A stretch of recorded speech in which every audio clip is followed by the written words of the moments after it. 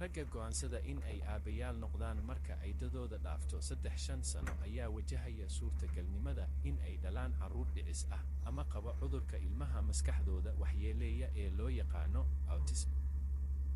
taas waxaa sii dheer in sanad walba sanadka ka sii dambeeya ay raggan ka sii yaraanayso awoodda shahwada iyo tiradeedaba haddii aysan guursan.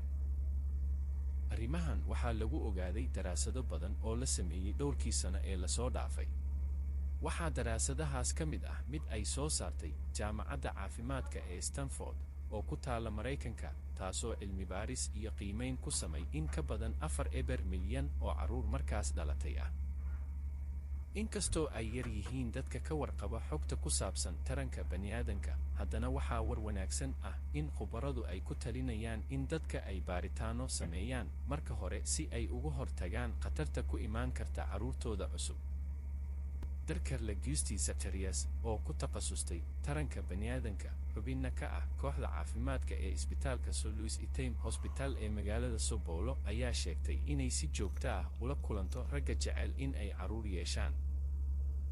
waxaa ii yimid niman kor u dhaafay dada 5 ilaa 6 sano oo guursaday dumar dhalinyaro ah isla markaana doonaya in uur loo qaado, ayay tiri.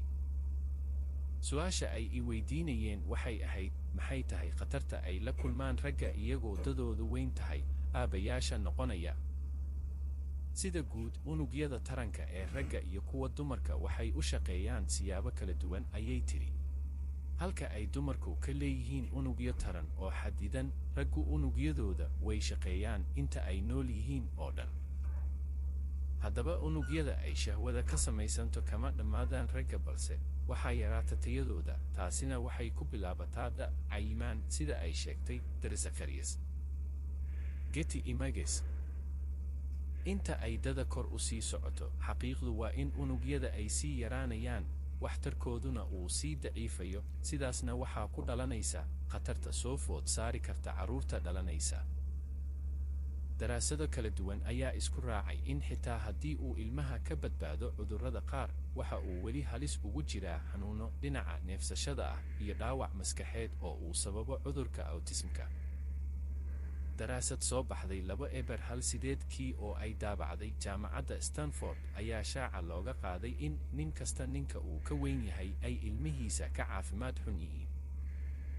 ragga 3-5 jirka ka weyn ayay u badan tahay inay xaasaskooda dhalaan ilmo aad u miisaan yar, isla marka ay dhashaanna waxaa laga yaabaa inay u baahdaan qalabka neefsashada.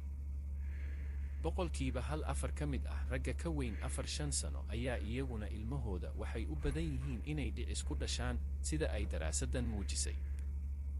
khubarada saynisku ilaa hadda ma oga sababta ay arrintan ku dhacdo. wararka ugu waaweyn ayaan kaaba oo ka hadashay arrimo ku saabsan heesaheeda laga daba